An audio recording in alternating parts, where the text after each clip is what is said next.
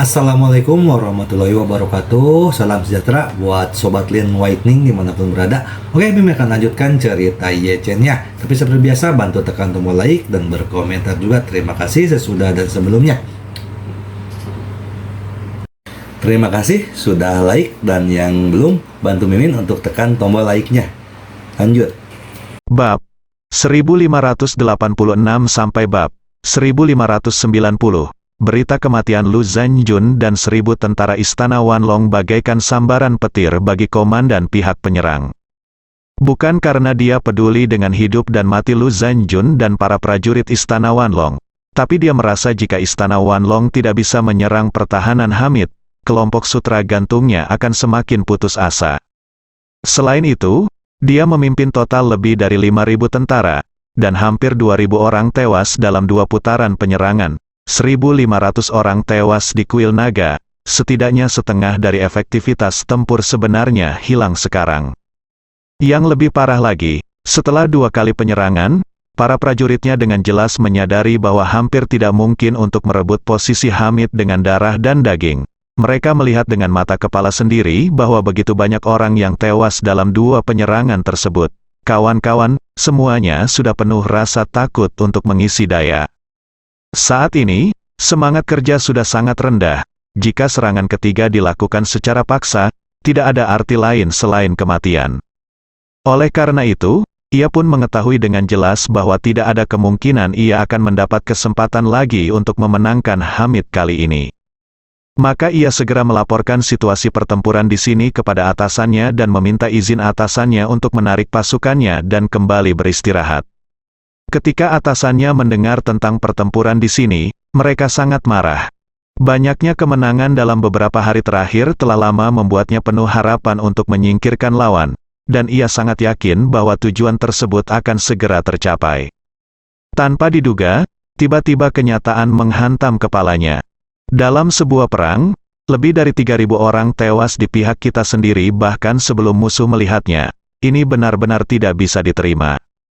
Yang lebih tidak bisa dipahami adalah bahwa Lu Zanjun telah memimpin lebih dari 20 juta tentara Istana Naga untuk meraih banyak kemenangan berturut-turut di mata komandan lokal mereka. Dia hanyalah dewa perang super yang tak terkalahkan.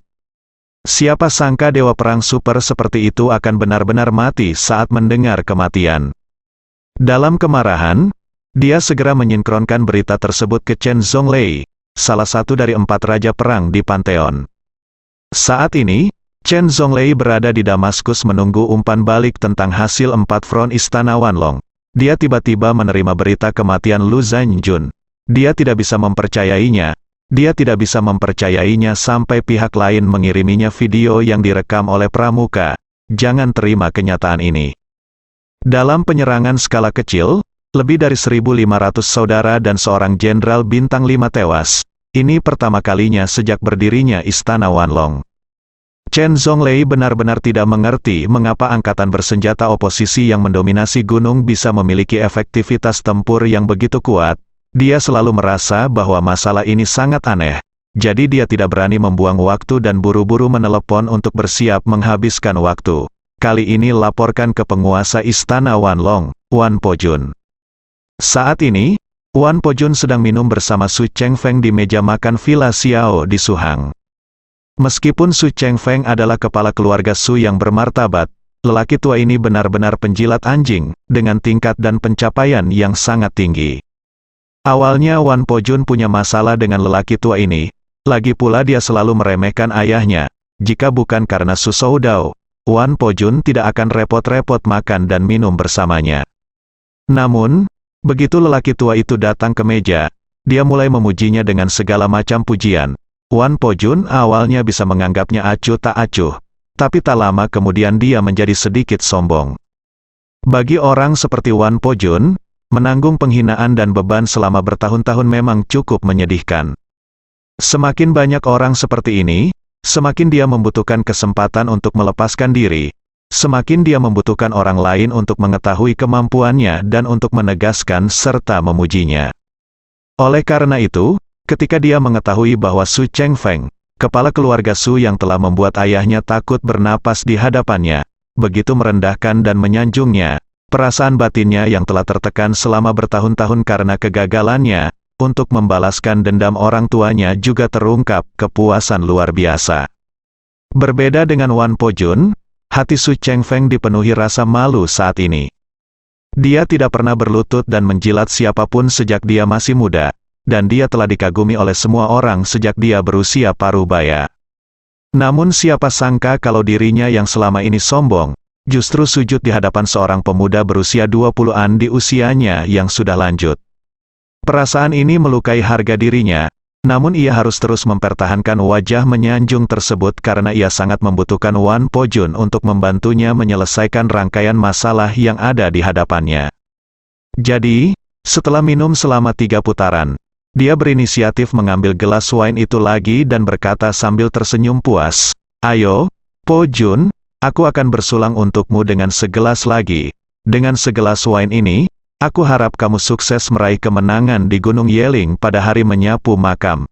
Benar-benar membalas masa lalu orang tuamu." Wan Po Jun bermain dengan gelas anggur di tangannya dan berkata dengan serius, "Kakek Su, ini bukan Gunung Yeling, ini Gunung Wanling. Setelah dinasti Qingming, seluruh Gunung Wanling adalah orang tuaku. Di kuburan tempat orang dimakamkan, aku akan mengirimkan 100 elit istana Wanlong untuk menutup seluruh gunung dan tidak membiarkan orang menganggur menunggu untuk mengganggu kedamaian mereka di masa depan." Su Chengfeng segera berseru, "Ya, ya. Gunung Wanling, saat makam orang tuamu dipindahkan ke Gunung Wanling, aku pasti akan pergi ke Gunung Wanling untuk beribadah secara langsung." Wan Po Jun mengangguk puas dan berkata, "Itu akan terjadi sebaiknya kamu bisa pergi." Kemudian, dia berkata dengan penuh emosi, "Sebenarnya, ayahku memberitahu ibuku lebih dari sekali bahwa dia merasakan banyak tekanan setiap kali dia melihatmu." "Benarkah?" Su Chengfeng bertanya dengan heran, "Mengapa Lian Cheng begitu stres ketika dia melihatku?" Wan Po Jun melirik Su Chengfeng dan berkata dengan nada agak tidak senang, "Karena dia mengira kamu selalu meremehkannya, di matamu, dia adalah Paman Su. Dia orang yang baik teman, dan dia juga tipe teman yang tidak bisa melawan Paman Su sama sekali dan hanya akan menurunkan pangkat Paman Su. Setiap kali dia melihatmu, dia mempunyai sikap seperti ketika seorang siswa miskin pergi bergaul dengannya. Seorang siswa berprestasi, dia tidak disukai dan muak oleh orang tuanya. Perasaan." Su Chengfeng tertawa canggung dan buru-buru menjelaskan, "Saya pikir Lian Cheng mungkin memiliki kesalahpahaman tentang saya. Saya adalah orang yang sangat tidak tersenyum saat itu dan sedikit lebih serius dengan semuanya. Bahkan dengan Shou Dao, aku akan melakukannya sepanjang hari. Aku jarang memberinya tampilan yang bagus. Jadi aku jelas tidak bermaksud meremehkan Lian Cheng." Wan Po Jun memandangnya sedikit terkejut dan berkata dengan serius, "Tapi setelah aku berhubungan denganmu hari ini, menurutku kamu bukan orang yang baik, kamu adalah orang yang serius, dan menurutku kamu tidak serius dengan siapapun. Apakah ini karena aku sekarang memiliki kekuatan yang tidak dimiliki ayahku, belum pernah melakukannya saat itu?" Ini, ini, Su Chengfeng ragu-ragu untuk waktu yang lama, tanpa memberikan penjelasan. Kata-kata Wan Po Jun membuatnya semakin malu. Dia tahu bahwa Wan Po Jun sedang menertawakannya. Lagi pula, setelah saya mengetahui bahwa dia adalah penguasa Wanlong Hall dan Wanlong Hall sangat kuat, sikapnya memang sangat tersanjung. Sejujurnya, wajahnya bahkan membuatnya sedikit jijik. Tapi apa yang bisa dilakukan, dalam situasi saat ini, Su Chengfeng tidak punya pilihan selain mencoba segala cara untuk lebih dekat dengan Wan Po Jun. Karena Wan Po Jun hendak menyerang keluarga Ye, keluarga Ye takut keluarga Ye akan segera hancur. Ketika keluarga Ye dihancurkan, satu-satunya bahaya tersembunyinya adalah dermawan kuat Su Ziyu. Hanya Wan Po Jun yang bisa membantunya dalam masalah ini. Begitu Wan Po Jun bisa menangani orang itu, dia akan punya 10.000 cara untuk membiarkan Su Ziyu mengembalikan grup pengiriman laut. Saat itu, keluarga Su akan memiliki kesempatan bagus untuk lepas landas lagi. Saat ini, Wan Po Jun melihat wajah Su Chengfeng memerah, tersenyum main-main, melambaikan tangannya dan berkata, "Lupakan saja. Ini adalah hal yang terjadi 20 atau 30 tahun yang lalu, jadi jangan membicarakannya. Singkatnya, jika kamu bisa pergi dan menyembahku Bapa, aku yakin rohnya di surga juga akan lega." Setelah mendengar perkataan Wan Po Jun, Su Chengfeng akhirnya menghela nafas lega. Ia benar-benar tidak menyangka menjadi penjilat tua bisa begitu melelahkan. Jadi dia berulang kali berjanji, "Jangan khawatir, Po Jun, saya pribadi akan pergi ke makam orang tuamu untuk memberi penghormatan." Saat dia berkata, dia dengan sengaja menghela nafas dan berkata, "Aku hanya menunggu kamu berhasil membunuh Yeon Festival Qingming, Lingsan." "Oh tidak, kami berhasil membunuh Wan Lingsan." Benar saja, Su Chengfeng menghela nafas dan segera mengalihkan semua konflik di hati Wan Po Jun kepada keluarga Ye. Wan Po Jun tertawa terbahak-bahak, mengertakkan gigi dan berkata, "Keluarga Ye, apa yang bisa menghentikanku pergi ke Gunung Wanling? Pada saat itu, aku tidak perlu mengambil tindakan secara pribadi. Jika salah satu dari 4 raja perang di bawah komandoku dikirim secara acak, keluarga Ye tidak akan bisa menolaknya." Setelah mengatakan itu, ekspresinya menjadi lebih dingin dan dia berkata dengan tegas, "Namun, saya masih ingin keluarga Ye merasakan apa artinya menghancurkan. Saat itu, keempat raja perangku pasti akan berkumpul di Gunung Wanling. Aku telah menunggu hari ini. Selama 20 tahun, aku telah menanggung penghinaan dan penghinaan selama 20 tahun. Hanya untuk tidak memberikan ruang bagi keluarga Ye untuk berbalik ketika hari ini tiba." Su Chengfeng kembali ke wajah menjilat anjing sebelumnya dan berkata sambil tersenyum, "Dalam hal ini, saya akan kembali ke Yanjing pada Festival Qingming. Saya pasti akan berada di sana ketika orang tua Anda memindahkan kuburan mereka pada hari kedua Qingming Festival." "Oke."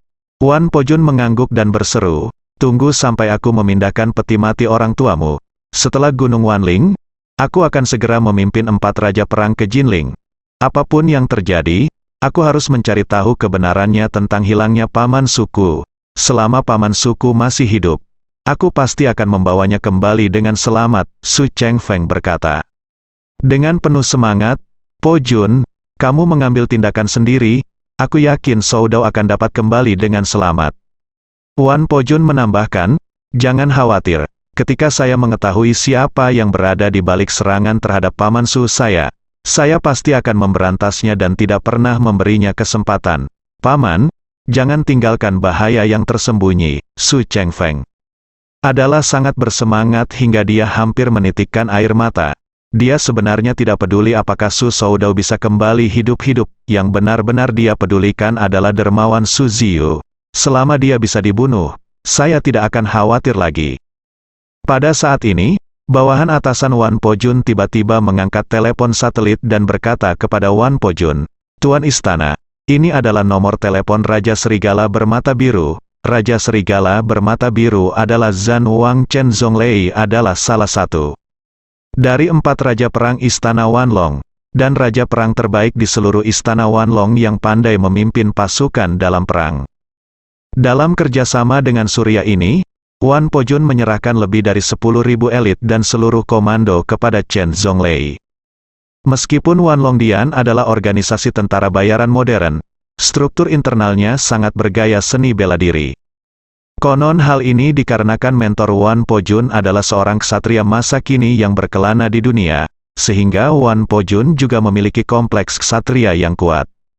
Itu sebabnya dia mengambil nama grup Wanlong milik ayahnya dan memberinya nama Wanlong Dian, yang memiliki cita rasa Cina yang kuat dan cita rasa seni bela diri. Keempat raja perang Istana Wanlong juga meniru 4 penjaga Mingjiao dalam novel seni bela diri dan memberi diri mereka 4 nama mewah dengan cita rasa seni bela diri yang kuat, yaitu Raja Serigala Bermata Biru, Raja Macan Putih, Raja Macan Tutul Berwajah Hitam, dan Raja Macan Tutul Berwajah Hitam dan Singa Golden Retriever, Raja.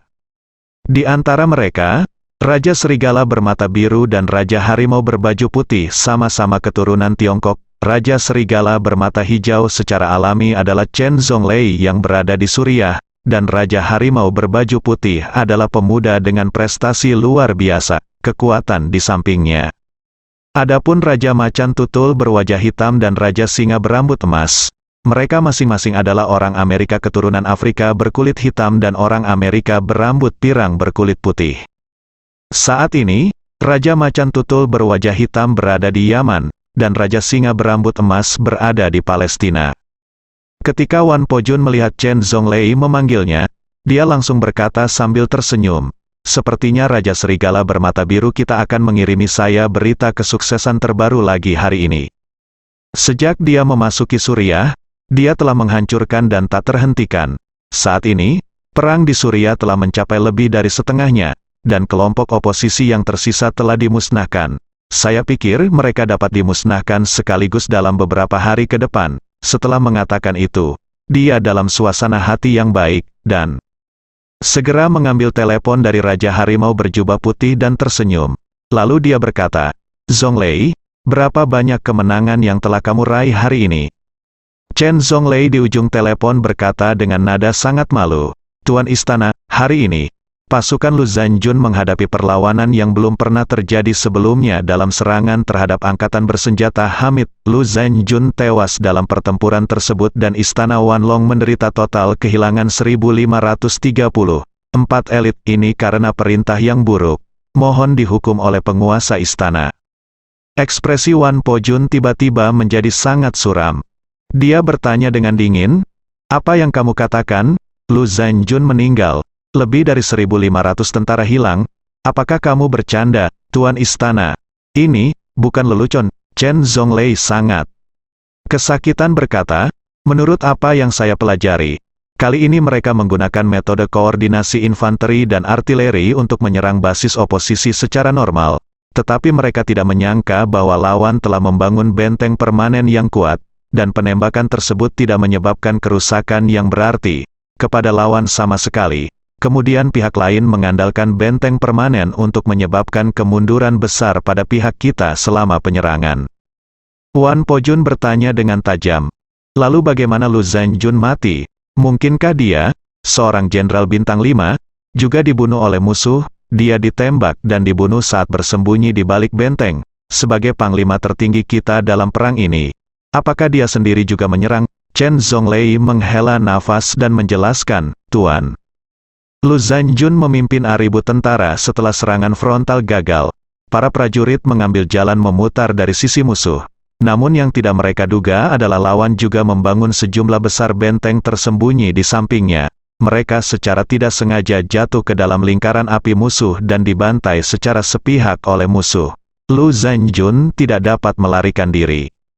Kata pada titik ini, Chen Zonglei melanjutkan dengan kesedihan dan kemarahan. Pengintai di pihak Suriah memotret musuh yang sedang membersihkan medan perang. "Saudara-saudara kita meninggal menyedihkan.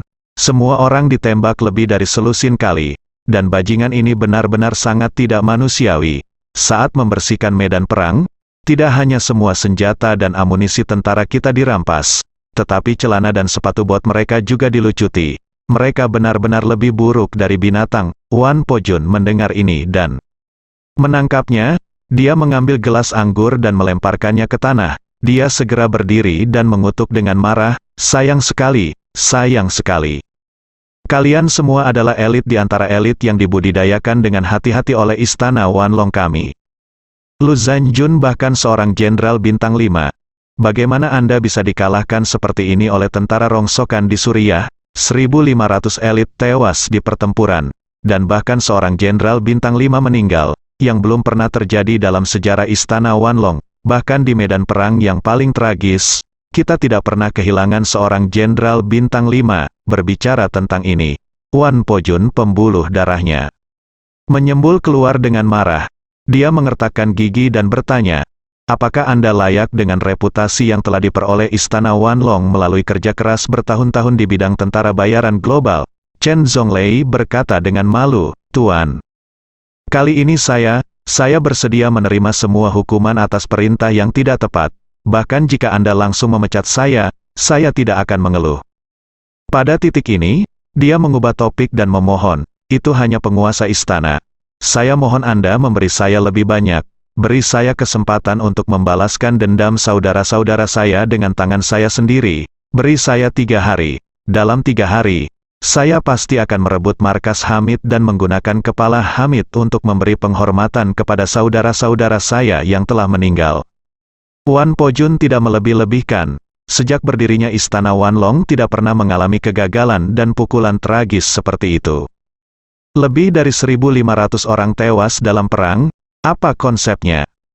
Ada banyak organisasi tentara bayaran, dari atas hingga bawah, termasuk mereka yang berjuang dan melakukan pekerjaan serabutan. Namun jumlah total orang yang digabungkan tidak sebesar ini. Perusahaan Blackwater memimpin sejumlah besar kru beraneka ragam yang kurang terlatih dan telah berperang dengan Amerika Serikat di Timur Tengah selama bertahun-tahun. Tidak pernah ada satu perang pun yang memakan lebih dari 100 korban jiwa. Tentu saja, hal ini juga berkaitan dengan peralatan senjata canggih yang dimiliki militer AS. Kali ini, Istana Wanlong kehilangan begitu banyak orang dalam satu tarikan napas, yang benar-benar mengejutkan di bidang tentara bayaran. Wan Po Jun, yang penuh percaya diri di depan Su Chengfeng dan baru saja membual tentang Haku, tiba-tiba ditampar wajahnya oleh kegagalan yang tragis, dan dia secara alami sangat marah di lubuk hatinya. Dia berharap bisa menarik Chen Zhonglei ke depannya dan memukulinya setengah mati dengan tangannya sendiri.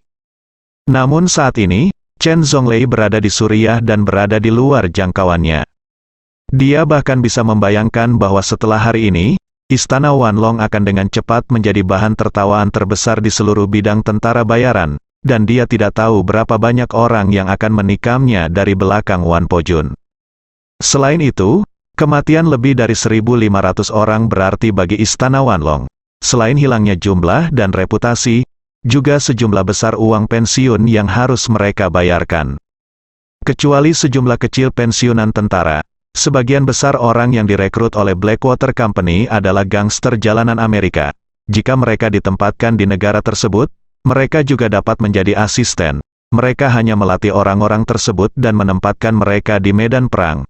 Baik itu biaya pelatihan dan biaya gaji tidak tinggi, dan secara relatif, standar pensiun juga tidak tinggi. Tapi Istana Wanlong berbeda. Wanlongdian sangat mementingkan standar rekrutmen tentara, dan ambang batasnya sangat tinggi. Kemampuan tempur sebenarnya dari setiap prajurit di Wanlongdian tidak lebih lemah dari kekuatan militer aktif Amerika Serikat. Banyak dari mereka bahkan lebih baik daripada tentara unit elit seperti Korps Marinir. Oleh karena itu, gaji Istana Wanlong tinggi dan pensiunnya pun lebih tinggi. Setiap orang mengikat kepala mereka ke ikat pinggang dan keluar untuk melakukan pekerjaan menjilat darah dari ujung pisau. Jadi mereka sangat mementingkan pensiun, karena jika mereka mati dalam pertempuran, mereka dapat meninggalkan dana yang banyak untuk keluarga mereka sehingga agar mereka dapat menjalani kehidupan yang baik. Untuk memperkuat persatuan internal dan loyalitas prajurit, tingkat pensiun Wanlongdian adalah 60 kali lipat gaji bulanan seseorang. Itu gaji 5 tahun penuh. Jika gaji bulanan seseorang adalah $30.000, maka pensiunnya adalah $1,8 juta. Adapun Lu Zhanjun, gaji bulanannya melebihi 150.000 yuan, dan uang pensiunnya saja bernilai $10 juta AS. Oleh karena itu, dana pensiun saja untuk lebih dari 1.500 orang ini berjumlah lebih dari $2 miliar AS. Apalagi ada standar khusus dalam sistem pensiun Istana Wanlong. Standar pensiun 60 kali lipat gaji bulanan mengacu pada situasi di mana seseorang meninggal dalam pertempuran normal dan menyerahkan seluruh tubuhnya kepada keluarganya. Jika seluruh tubuh tidak dapat dilestarikan, sebagian tambahan dana pensiun akan dibayarkan untuk kerugian mental. Bagaimanapun juga, tidak peduli di negara mana tradisi pemakamannya, penekanannya tetap sama. Tradisi pemakaman secara alami mengharuskan seluruh jenazah dikuburkan, dan bahkan untuk kremasi. Kremasi seluruh tubuh adalah yang terbaik. Oleh karena itu, jika tidak ada jenazah yang utuh, Anda akan melakukannya, harus membayar tambahan 20 bulan gaji bulanan. Jika sama sekali tidak mungkin untuk menyerahkan jenazah kepada kerabat, bahkan jika tidak mungkin kehilangan anggota tubuh dan lengan, maka kompensasinya akan lebih tinggi, dan tambahan 20 bulan akan ditambahkan ke dasar sebelumnya. Lebih dari 1.000 prajurit istana 10.000 naga ini semuanya telah pergi tanpa kembali. Jika Hamid akhirnya dipukuli, jenazahnya dimasukkan ke dalam peti mati, dan jenazahnya diserahkan kepada kerabatnya dengan sopan, biayanya akan relatif murah. Tetapi jika mereka tidak dapat dipukul, jenazahnya tidak dapat ditemukan, dan orang-orang tersebut tidak dapat dikuburkan dengan tenang, maka standar pensiunnya adalah gaji bulanan 100 bulan untuk setiap orang. Jika dihitung dengan cara ini, kita tidak bisa menghentikannya dengan 3 miliar dolar. Keuntungan tahunan Istana Wanlong hanya sekitar 10 miliar dolar AS, dan pertempuran ini mungkin telah menghabiskan sepertiganya. Selain itu, pengakuan pasar Istana Wanlong kemungkinan besar akan menurun dengan cepat karena pertempuran ini. Sama seperti sebuah perusahaan, organisasi tentara bayaran juga harus memperhatikan reputasi dan kinerja sendiri. Jika perusahaan melakukan kesalahan atau skandal besar, pasti akan berdampak pada perusahaan lain. Pengakuan pelanggan terhadap perusahaan pada gilirannya mempengaruhi pendapatan aktual perusahaan. Wan Po-jun yang sangat marah segera berbicara melalui telepon, mengertakkan gigi dan mengutuk, "Segera kumpulkan semua prajurit Istana Wanlong di Suriah. Saya tidak peduli metode apa yang Anda gunakan. Rebut tempat itu untuk saya dalam 3 hari, Meade." "Baik," Chen Zonglei di ujung telepon berkata tanpa ragu-ragu, "Yakinlah, Guru, jika Anda tidak dapat menyelesaikan tugas, saya akan datang menemui Anda." Wan Po-jun berkata dengan sangat dingin suara, "Ingat apa yang kamu katakan." Setelah mengatakan itu, dia menutup telepon dengan marah, wajahnya sangat pucat. Pemuda di sebelahnya bertanya dengan kaget, "Tuan Istana, bagaimana angkatan bersenjata sekuat itu bisa ada di Suriah? Apakah Anda ingin saya segera terbang untuk mendukung Raja Serigala bermata biru?" Wan Po-jun berkata dengan dingin, "Tidak perlu. Mereka hanyalah angkatan bersenjata sipil. Bagaimana mungkin mengirim 2 raja perang dari Istana Wanlong pada saat yang sama? Biarkan Chen Zonglei menyelesaikannya sendiri. Jika tidak bisa diselesaikan, saya hanya akan bertanya padanya." Pemuda itu mengangguk sedikit dan berkata, "Semuanya harus dipatuhi oleh Tuan Istana." Pada saat ini, Su Chengfeng, yang berdiri di sampingnya, agak ngeri. Telepon satelit yang baru saja berbicara hampir seperti walkie-talkie. Jadi dia mendengar situasinya dengan jelas. Ketika dia mendengar bahwa pasukan Wan Po-jun dikalahkan di Suriah, dan lebih dari 1.500 orang tewas dalam satu gerakan, saya juga sangat takut sehingga saya tidak berani bernapas. Di satu sisi, hal ini karena jumlah korban tewas sangat menakutkan. Seluruh keluarga Su tidak memiliki 1.500 panti jompo, namun sungguh mengejutkan bahwa begitu banyak orang meninggal dalam satu gelombang Wan Po-jun. Di sisi lain, juga karena Wan Po-jun terlihat sangat marah sehingga Su Chengfeng tidak berani menyinggung perasaannya saat ini. Sungguh, Wan Po-jun, yang baru saja mengungkapkan ambisinya di meja anggur, melemparkan telepon satelitnya ke meja makan dan berkata dengan dingin, "Aku tidak akan makan lagi. Aku akan segera berangkat ke Yanjing." Su Chengfeng tidak menyangka Wan Po-jun akan segera pergi. Jadi dia segera berdiri dan mencoba membujuknya untuk tetap tinggal. "Oh Po-jun, kalian kembali dari luar negeri dan melakukan perjalanan jauh, jadi kalian harus istirahat yang baik untuk beberapa hari pertama. Aku punya lebih dari selusin kamar kosong di villa ini. Kenapa tidak kalian? Aku akan tinggal di sini selama beberapa hari dan beristirahat. Lagi pula, ini masih pagi sebelum festival Qingming." "Tidak." Wan Po-jun melambaikan tangannya dengan ekspresi dingin dan berkata dengan acuh tak acuh, "Beberapa hari lagi akan menjadi peringatan kematian orang tuaku. Aku harus membuat persiapan terlebih dahulu. Pertama, aku akan memberi penghormatan kepada mereka di kuburan. Lalu aku akan menyiapkan peti mati terbaik untuk mereka dan mempersiapkan upacara pemindahan makam termegah. Setelah aku menghancurkan keluarga Ye, aku bisa memindahkan peti mati orang tuaku. Masuki Gunung Wanling." Su Chengfeng bersikap sopan, dan dia tidak melakukannya. "Saya tidak benar-benar ingin mereka tetap tinggal. Lagi pula, meskipun Wan Po-jun sangat berkuasa, pada akhirnya dia adalah pemimpin organisasi tentara bayaran di luar negeri, dan dia adalah seorang yang terkenal secara nasional. Jelas bukan hal yang baik bagi seorang pengusaha besar untuk menjadi diketahui memiliki hubungan dekat dengan orang tersebut. Terlebih lagi, jika keluarga Ye benar-benar dihancurkan olehnya di masa depan, jika saya terlalu dekat dengannya, orang lain akan berpikir bahwa saya bersatu dengannya untuk menangani keluarga Ye. Begitu kesalahan seperti ini diambil, akan ada tak seorang pun di lingkaran ini, orang berani menyentuhnya." Oleh karena itu, ketika dia mendengar perkataan Wan Po-jun, dia segera berdiri dan berkata dengan serius, "Po-jun, kebencian orang tuamu lebih besar dari surga. Jika itu masalahnya, maka aku tidak akan menahanmu." Segera, Wan Po Jun, yang sangat marah, membawa anak buahnya dan pergi ke Yanjing. Dalam perjalanan, Wan Po Jun menerima video yang dikirim oleh Chen Zhonglei dari Suriah. Ini adalah gambar yang diambil oleh pengintai Suriah di dekat posisi sayap barat Hamid. Ketika dia melihat para prajurit di bawah komandonya, bahkan para jenderal bintang 5, diperlakukan seperti anjing mati dan ditelanjangi serta dilempar ke tebing, paru-paru Wan Po Jun hampir meledak karena amarah. Dia berkata dengan ekspresi muram dan marah, "Kirimkan perintah saya kepada Chen Zhonglei. Hamid ini dan angkatan bersenjatanya harus dimusnahkan sepenuhnya, sehingga tidak ada seorang pun yang hidup. Jika saatnya tiba, saya akan menggunakan mayat mereka untuk memberi penghormatan kepada saudara-saudara yang telah meninggal ini."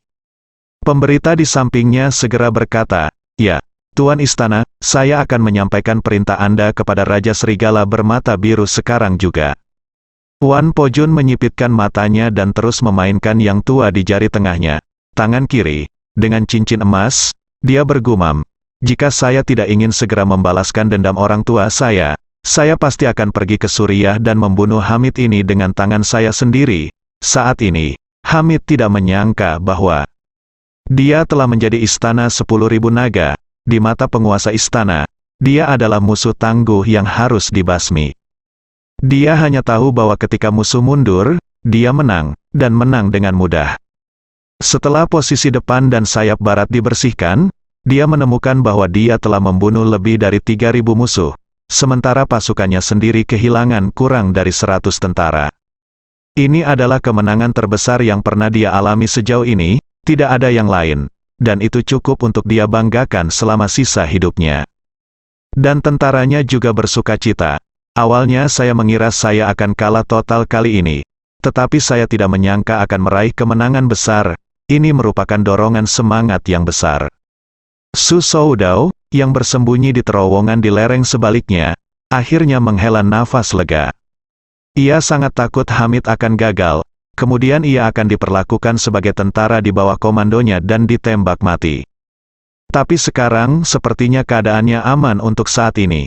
Meski perang tersebut merupakan kemenangan besar, sayangnya hampir 80% markas Hamid hancur akibat tembakan artileri. Tempat tinggal sebagian besar tentara telah hilang, begitu pula beberapa perbekalan dan barang-barang pribadi yang terlambat untuk dievakuasi. Melihat markasnya hancur, Hamid merasa agak menyesal. Namun, dia juga tahu betul bahwa rumah lumpur yang dibangun di lembah ini seperti kertas di bawah tembakan artileri musuh. Aneh kalau bisa dilestarikan. Apalagi kalau dilihat dari tren saat ini, saya khawatir di masa depan kita harus makan, tinggal dan tidur di terowongan, karena terowongan benar-benar aman. Oleh karena itu, memanfaatkan waktu untuk terus menggali terowongan dan mempersiapkan benteng permanen menjadi hal yang mendesak baginya.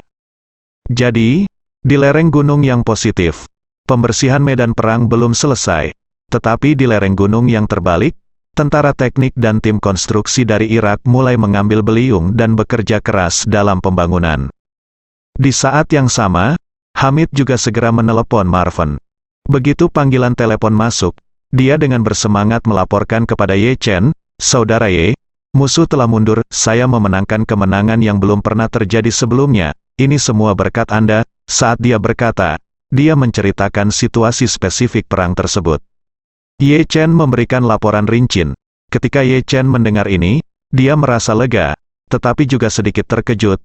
Dia tidak menyangka istana Wanlong yang terlatih akan menderita kerugian sebesar itu di tangan Hamid. Oleh karena itu, hal pertama yang terlintas di benaknya adalah istana Wanlong yang mengalami kerugian besar pasti akan melancarkan balas dendam terhadap Hamid. Jadi dia buru-buru mengingatkan, "Saudaraku, kamu melakukan pertempuran ini dengan sangat indah. Tetapi bahaya yang tersembunyi memang tidak kecil. Istana 10.000 naga ada di tanganmu dan kerugiannya sangat besar, tetapi mereka pasti akan mencoba yang terbaik untuk menyelamatkanmu. Bayar harganya." Hamid mencibir dan berkata, "Biarkan mereka melakukannya, saya tahu senjata dan perlengkapan mereka.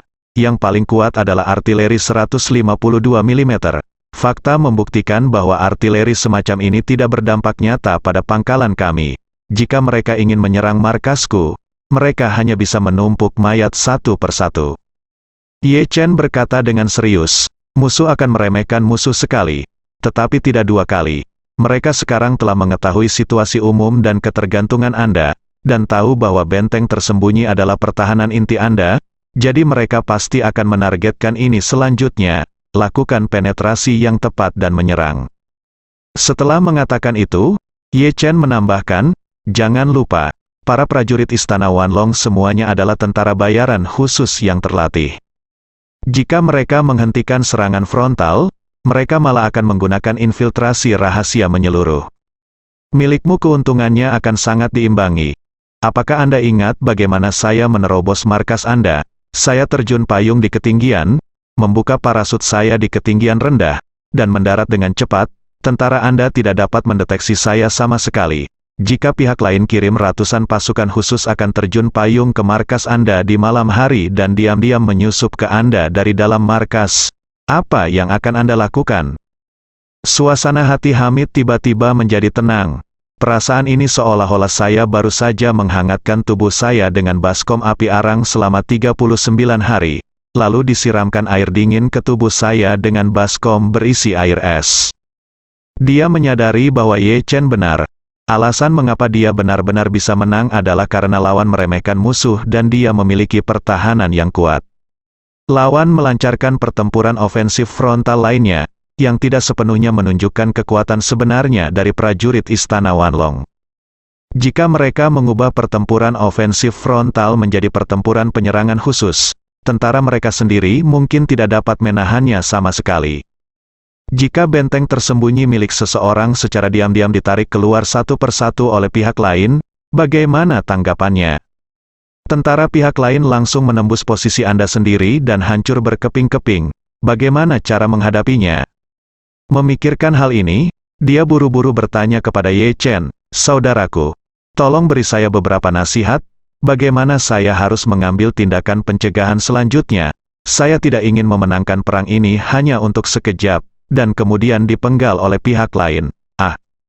Ye Chen berpikir sejenak dan berkata, yang paling penting sekarang adalah menemukan cara untuk mencegah tim operasi khusus lawan mengudara di malam hari, dan kemudian bekerja sama di dalam dan di luar. Ya. Hamid mengertakkan gigi dan berkata, aku akan membunuh kali ini. Dengan begitu banyak orang di Istana Wanlong, mereka pasti ingin sekali mengupas kulitku dan memakan dagingku. Ye Chen berkata, jangan khawatir dulu. Amerika Serikat telah menangkap Bin Laden selama 10 tahun. Tidak peduli seberapa kuat Istana Wanlong. Ia bahkan bukan seekor semut dibandingkan dengan Amerika Serikat. Jadi selama Anda bertindak dengan mantap, mereka tidak dapat melakukan apapun padamu. Ketika Meade mendengar ini, dia menghela nafas lega dan berkata, itu benar, saudaraku, ketika kamu mengatakan ini, aku merasa lebih santai. Ye Chen bersenandung dan berkata, Anda harus memperkuat pengintaian Anda dalam radius 20 km dari pangkalan. Jika Anda menemukan bahwa pasukan besar musuh sudah mulai berkumpul di pangkalan Anda lagi, Anda harus waspada. Selain itu, saat sudah malam, waspadalah terhadap pendaratan lintas udara. Hamid dia buru-buru berkata, saudaraku, sejujurnya, saya memiliki beberapa pos tersembunyi di sekitar markas saya, semuanya dibangun di atas gunung, dan beberapa bahkan di atas tebing. Jadi selama mereka menyerang dengan pasukan besar, saya pasti bisa mengendalikan pergerakannya terlebih dahulu. Satu-satunya hal yang saya khawatirkan adalah pendaratan di udara. Mereka akan mendarat tepat di atas saya ketika saatnya tiba. Tidak ada cara yang baik untuk mencegah mereka. Ye Chen tersenyum tipis, tidak masalah. Aku punya cara, pastikan mereka tidak pernah kembali. Begitu dia mendengar Ye Chen berkata ada jalan, Hamid langsung bertanya dengan penuh semangat, saudaraku, apakah kamu punya cara yang baik? Tolong ajari saya segera. Ye Chen bertanya kepadanya, saya ingat Anda berkata, sepertinya. Begitu menjadi pembelian sekelompok kamera pencitraan termal. Ya, Hamid berkata dengan cepat, saya menghabiskan banyak uang untuk membeli sejumlah kamera pencitraan termal buatan Rusia, yang semuanya kelas militer. Seseorang dapat menggantikan Mercedes mobil Benz. Jika bukan karena Anda bantu saya menyelesaikan dana itu, saya pasti tidak mampu membeli barang ini. Ye Chen berkata, itu bagus. Anda saat ini sedang melakukan banyak konstruksi dan pembangunan infrastruktur, jadi Anda harus melakukannya punya tim pembongkaran khusus, kan? Ada beberapa. Hamid berkata, saya sepenuhnya mengandalkan peledakan untuk menggali lubang di sini. Saya biasanya mengebor lubang di bebatuan terlebih dahulu, mengubur bahan peledak, dan kemudian menggunakan tenaga kerja untuk menggali setelah peledakan. Chen bertanya kepadanya, apakah metode peledakannya dikontrol secara elektronik? Iya. Hamid menjawab dengan tegas, semuanya dikontrol secara elektronik. Setiap blaster dilengkapi dengan detonator. Setelah memasang kabel, putar saklar dan matikan titik ledakan akan meledak. Itu bagus. Ye Chen berkata, dengan cara ini, pertama-tama Anda meminta insinyur Anda untuk memasang jebakan di berbagai area pertahanan utama. Terutama memilih area terbuka yang cocok untuk pendaratan pasukan terjun payung. Kemudian memilih peledakan yang sesuai intinya, kubur bahan peledak secukupnya di bawah tanah, lalu tutupi dengan sejumlah besar paku besi berkarat. Lembaran besi dan berbagai benda logam lainnya harus diletakkan di atasnya. Prinsipnya adalah ukurannya harus lebih kecil dan ujungnya lebih tajam. Maka, titik-titik ledakan ini harus disamarkan dengan hati-hati agar tidak ada yang bisa mendeteksinya. Yang paling penting adalah kawat peledakan harus disembunyikan agar tidak ada yang bisa mendeteksinya. Jika Anda memiliki 30 titik ledakan, Anda harus beri nomor pada setiap titik ledakan. Lalu buatlah peta untuk mencantumkan lokasi setiap titik ledakan. Lokasinya ditandai dengan jelas. Jika musuh menggunakan pasukan terjun payung untuk melakukan serangan mendadak di malam hari, mereka pasti tidak akan menyebar dan melompat ke bawah menyerang secara terpisah. Mereka harus mendarat terlebih dahulu, lalu diam-diam berkumpul dan pecah berkeping-keping sebelum melancarkan serangan. Jadi, setelah pencitraan termal Anda mendeteksi bahwa musuh telah berkumpul, segera ledakan titik ledakan terdekat untuk membunuh mereka di area yang luas. Ketika ledakan tiba-tiba membuat mereka berantakan dan puing-puing serta pecahan besi menyebabkan kerusakan besar pada mereka, segera suruh tentara Anda melancarkan serangan jenuh di daerah mereka dan jangan beri mereka kesempatan untuk melarikan diri. Hamid mendengar ini. Dia berkata dengan bersemangat, saudaraku, saya mengerti, kami akan segera membuat pengaturan, dan melakukan semua yang Anda katakan. Ye Chen memperingatkan, ingat, Anda harus memberi nomor pada titik ledakan. Cara terbaik adalah dengan membagi seluruh basis dan puncak Anda, gunung sesuai dengan metode ABCD. Lalu urutkan titik ledakan di masing-masing area berdasarkan 1, 2, 3, dan 4. Jika saatnya tiba, jika Anda melihat musuh jatuh di area A1, segera lepaskan. Demolitionist meledakkan titik ledakan di area A1. Jika musuh mencapai area B2, dia akan langsung meledakkan titik ledakan di B2. Jangan salah. Hamid langsung berkata, jangan khawatir saudara, saya akan memberikan pesan segera.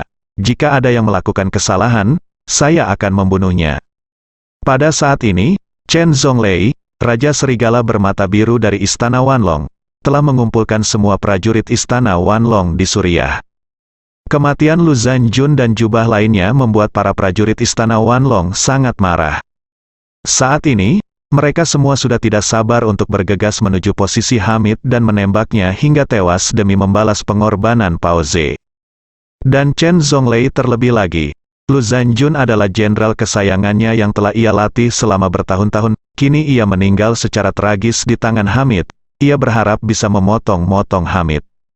Oleh karena itu, Chen Zhonglei memanggil seluruh petugas Istana Wanlong untuk mengadakan pertemuan guna merumuskan rencana pertempuran.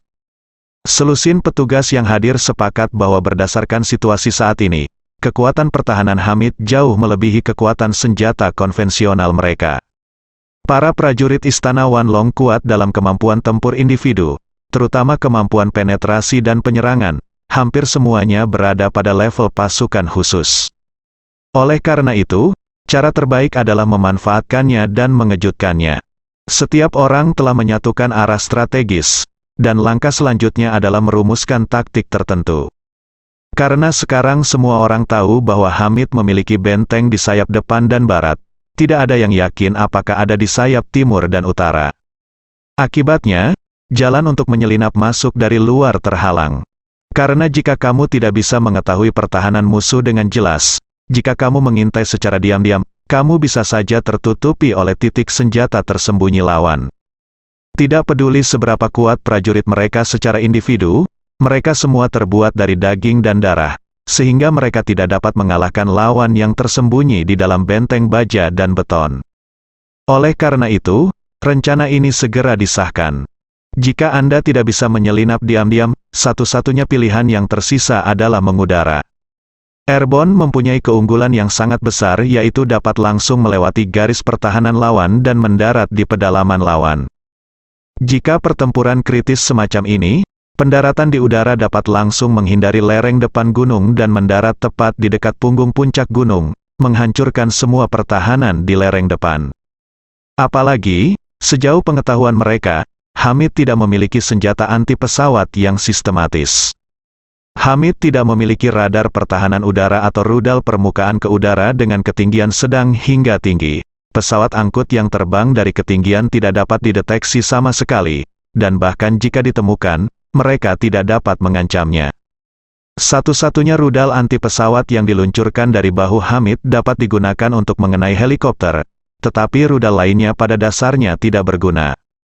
Dengan cara ini, para prajurit Istana Wanlong bisa melakukan terjun payung di ketinggian di malam hari, tepat di dekat punggung puncak gunung. Rencana Chen Zhonglei adalah mengirim 1.000 pasukan terjun payung, dibagi menjadi 2 eselon parasut, dan parasut dengan selang waktu 20 menit. Apalagi salah satu dari 2 eselon jatuh di selatan pangkalan, dan yang lainnya jatuh di utara pangkalan. Setelah mendarat, mereka berkumpul secara terpisah. Alasan kami dibagi menjadi 2 eselon adalah untuk memberikan asuransi ganda. Jika salah satu eselon ditemukan oleh musuh, maka eselon yang ditemukan tersebut akan segera mencari bunker untuk bertarung dengan musuh dan menarik daya tembak musuh untuk memastikan eselon lainnya berhasil menembus pertahanan. 2 eselon dan 1.000 orang langsung melewati pertahanan frontal musuh dalam pandangan Chen Zhonglei. Taktik ini cukup mudah. Namun, di saat yang sama, Hamid juga sedang mempersiapkan serangan pasukan terjun payung. Rencana yang diberikan Ye Chen sangat praktis baginya, karena dia sudah membeli bahan peledak dalam jumlah besar untuk membangun benteng. Bahan peledak jenis ini sangat kuat dan dapat meledakkan batu yang tebal sekalipun, sehingga jika digunakan untuk mengubur titik ledakan akan sangat kuat. Dan tentaranya pun pergi ke markas yang dibom hingga menjadi reruntuhan, mencari berbagai benda logam yang cocok, kemudian memasukkannya ke dalam tong, dan mengangkutnya barel demi barel ke titik ledakan yang ditetapkan oleh Hamid. Hamid takut dipenggal oleh pihak lain, maka kali ini ia mengatur lebih dari 140 titik ledakan di segala arah pangkalan dan menggunakan hampir semua bahan peledak yang ada. Dia merasa selama dia bisa selamat dari gelombang ini, tidak masalah jika dia menggunakan semua bahan peledak. Tetapi jika Anda tidak dapat menahan gelombang ini, tidak peduli berapa banyak bahan peledak yang tersisa, tidak ada artinya, jadi dorong saja semuanya ke depan. Dalam hal ini, bahkan kendaraan lapis baja udara lawan pun bisa hancur berkeping-keping, bersambung.